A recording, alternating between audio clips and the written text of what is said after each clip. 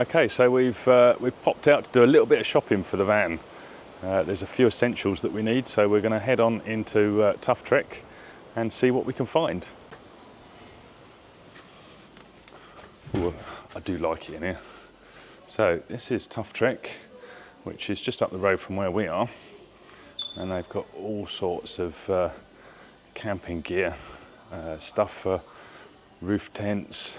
They do some nice roof tents with exterior awnings,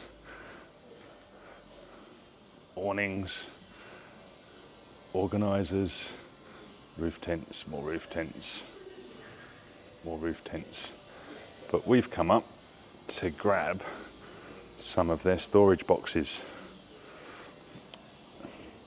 They match our colours as well, because we've gone for black and orange for this build. So we've gone for their Tuff-Trek boxes, and then inside these boxes we've gone for some of these organisers. So these organisers are little lift out organisers with the zip top and clear so you can see through the top. So we've gone for a half and half, we've gone for 2/4 and a half, and this one's the full size. And these boxes store nice. So they locate, they have strap-in positions that run across here. You've got strap-in positions that run across here, so they can be strapped down in the vehicle whilst being moved. And then there are 4 latches, and then the tops lift off. And then if you've got valuable stuff, they are waterproof anyway, but there's a little slot that runs around the inside of the lid, which you can put an additional O-ring that they supply, which then makes it completely watertight. So yeah, that's the Tuff-Trek storage boxes from Tuff-Trek. So we've now started to add some of the drawers into the pod. So we've now got our 3 drawers, one at the bottom for the toilet. This is our sliding seat unit, and this is our kitchen slide out unit, which we'll show you when we put a bit more of the furniture on it. And then we've got our platforms we've just laid in position for the sleeping. Our slide out wardrobe, which has got 8 pockets in, and it'll just be shared between the 2 sides, so it'll alternate. So we'll have this side, we'll have this one, that one, this one, that one, and then on the other side you'll have that one, that one, that one, and that one. But yeah, that's the sliding wardrobe in. What else have we done? We've now completed the cable running, which there's quite a bit. It's all been done into looms. It's all nice and tight, run round, and this is where they're all going to terminate. So we've got our AC here, we've got our 12 volt over the back, we've got some other connections, and we've also got to put in the main hub for the Ecoflow at the back there. And then in the front here we've now got a panel which will have a cutout in here for the consumer unit. So we've just now got to cut these cables down, feed them through in the consumer unit, and get that box installed, and then we'll start to wire it up. So what we've done, we've fed the cables all up through, and we've made this little bar that we fitted to the actual vehicle with some cable clamps on it, so it'll hold all the cables in position, as we've got no clamp in the consumer unit to hold the cables, and then nothing's going to pull through, and it'll keep everything nice and secure. So let's show you the board that's going to go on there. So this is the board that we've cut out. Consumer unit's been popped in, and we've put 8 stainless screws, machine screws through, with nuts on the back holding it in place. We've knocked out all the tabs, so this side the DC supply will come through and connect, and the AC supply will come through and connect there. So we'll attach those cables first before we install it, and then we'll feed the AC cables up through that side and the DC cables up through that side, so that we can hopefully make a nice neat job of it. So all we've got to do is get this panel fitted and wire it up. That's the consumer unit installed, and the cables will run through. So we've got our AC tails here, our DC tails here, and then we've connected up the main supply. So we've got our live, neutral and earth, and then for the DC we've got our negative and positive, and they're all connected directly to the box. And then those feed back down through these braided cables, which we've tied back to the vehicle. So we've got our loom that comes all the way down, and then these are our units ready to plug into the main power hub, which is going to be going on here. So that's the AC cables in, so all our lives are up here, all of our neutrals down here. What we've done, we've put these ferrule ends on all the stranded cable, and they just pop straight into there, lock into place. So we'll just cable tie that bit up, and then we'll get on to the 12 volt stuff. So we finished wiring up the distribution board. So our AC's on the left, our DC's on the right. All we've got left to do is to swap out some of the fuses for the relative items that we've got wired into it. But yeah, pretty happy with that. Fuses at the top, positive, negative. Yeah, really neat panel, like that. So we're actually starting to bolt stuff in. So we've bolted down the bed platforms on the top. We've just slid in the bench seat, which we're bolting down. So that's the bench seat top. And then the back panel, which goes down underneath, has got the AC and DC sockets both sides for the fridge freezer and the air conditioning unit. Dave has cleverly made this framework that goes up and over the top, which we've not done before, and it actually works. So there's one there, we've got another 2 to put in, and I'll show you what he had to do to achieve that. So because these have different angles to anything that you could buy off the shelf, Dave made some little 3mm brackets with the correct angles so that he could bolt all of these bits together to achieve that frame. And so that we get every frame exact, we've machined up a little jig so we can drop all the pieces in, and then these plates can then just be laid on and bolted on. I suppose there's one thing I should say. This T-slot channel that we've got enables us to put these sliding T-nuts in, which we can drop in from above. And they come in M4, M5, M6 and M8.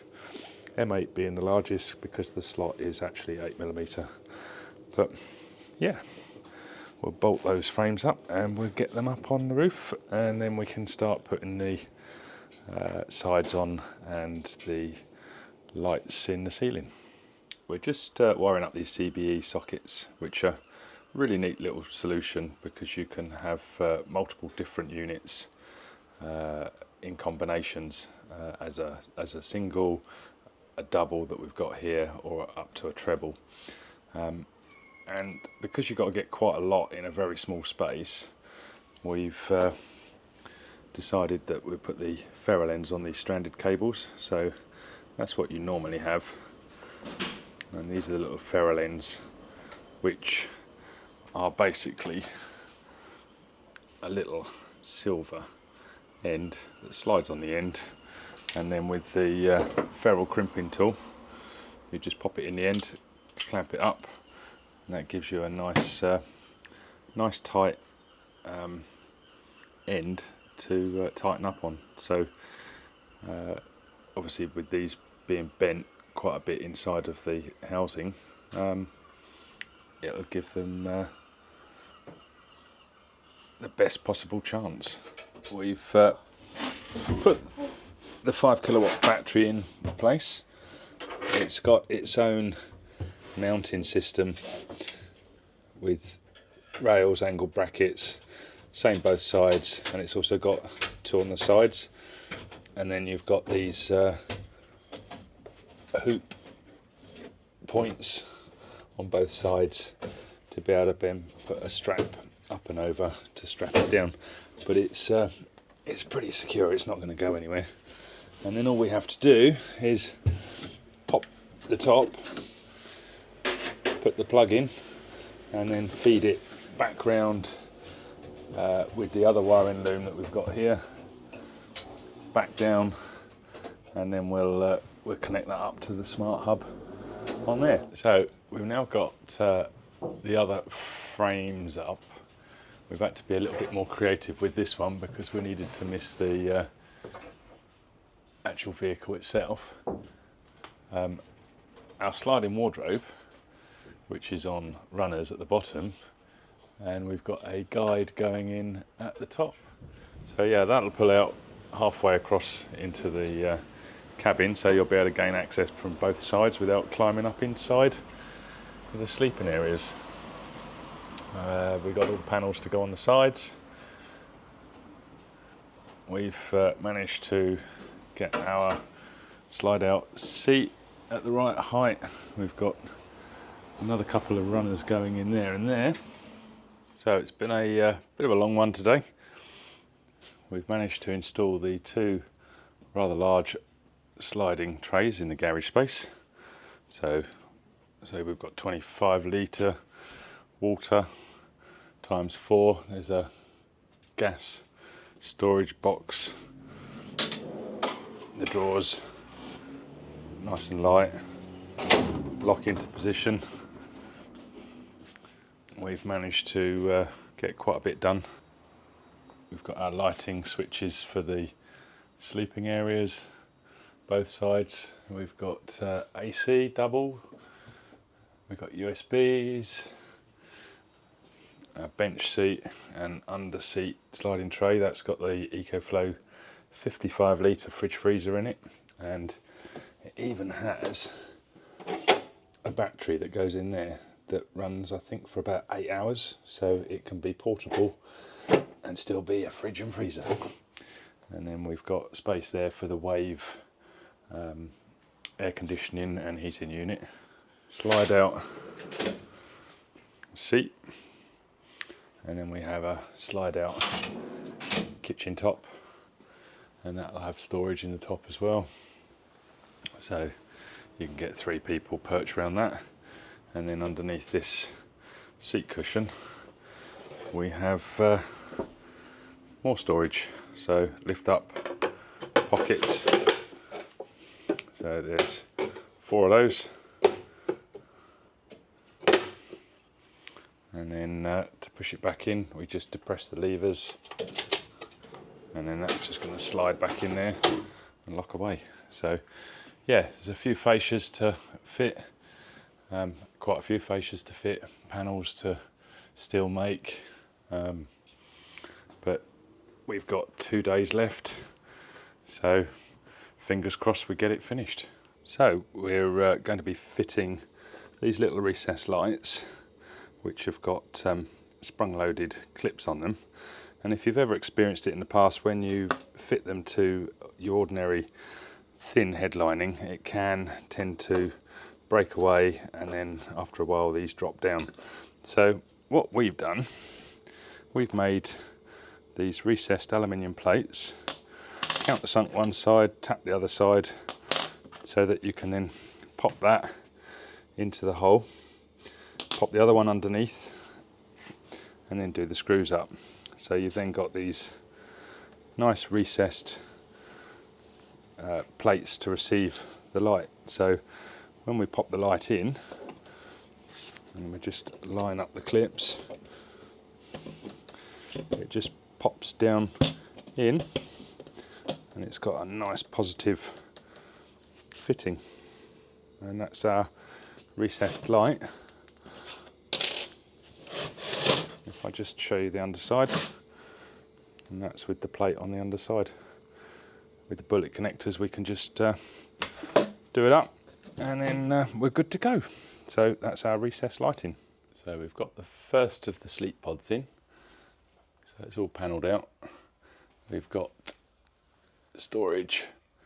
There's a little bendy light with USB on it, and then the panelling that we've done for the ceiling has been stepped, so it shares the space so that we could create the angle and hold it up. So on the sides of the sliding wardrobe, you can see the pockets that we've got on this side. We've got holes in it so that we can stitch some bungee cord through. But yeah, I think that's quite a nice little sleeping area. Compact, but to get 3 people sleeping in here, it needs to be the size that it is. This is one of the side pods for the other side. So how we've constructed it, we've made a couple of back boxes, and then we've got a 6mm panel, and that's our cutouts.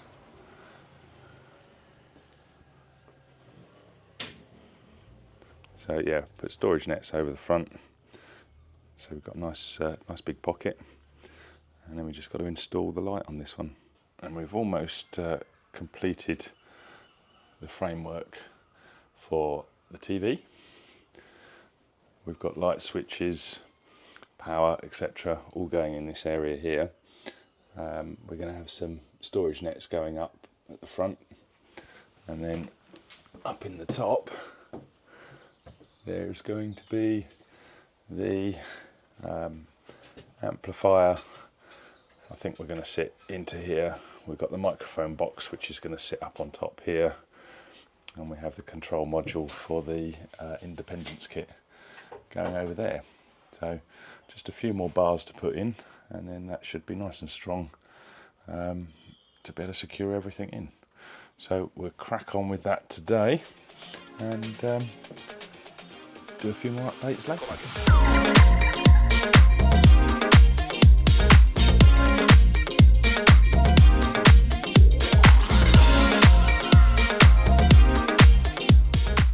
So we've managed to get to Transit Fest. We are pretty much centre stage. It was a bit of a late one last night trying to get this lot show ready, but it's 95% there. So as you can see from what we've done previously, we've now got our sleeping pods in situ. We've got our wardrobe finished. We've got our other sleeping pod finished. We've got our bench seat in, which makes up to the 3rd bed.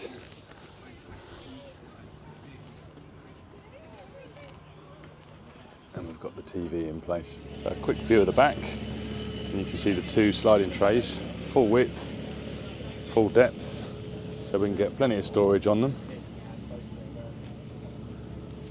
There's also 2 access windows for the beds. We have storage in the middle, a long thin storage for long items. Still haven't got the power system installed just yet, but we'll get that done next week. And then we've opened it up a little bit. We've got the wind out awning out.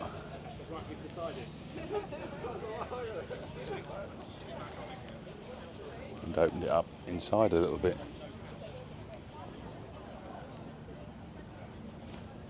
So we had a bit of a late one last night.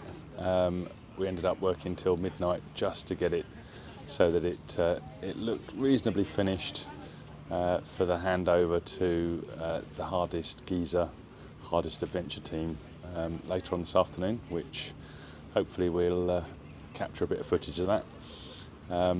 But then we'll take it back to the workshop and we'll finish off bits and pieces. We've got a bit more to do. Headlining, we've got to install the amplifier, the power system, and get it completely functioning and tested.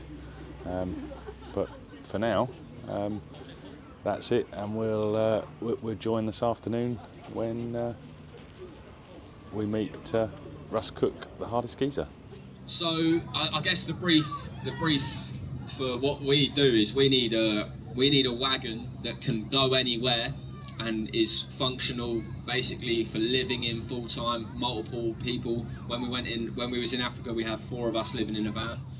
I'm super excited to see it in the inside. I've only seen it from the outside so far. I'm loving the fact that you're saying all this and Blockpod are going, God, that wasn't in the brief, that wasn't in the brief. I'm sure they've heard it all and it's all there. I mean, I've seen it, as I say, and it looks absolutely incredible. Thank you so much. It's so great to meet you. I can't wait for you to go and have a little look. I'm sure the cameras are going to be on you for that, and you can go and watch Russ take a first look at the Hardest Wagon as well, and see what he thinks. And I hope you're a good poker player, just in case it's not what you want. So you'll be, oh, it's wonderful. No, it will be. It will be amazing. So everybody, please give it up for the Hardest Geezer. Thanks.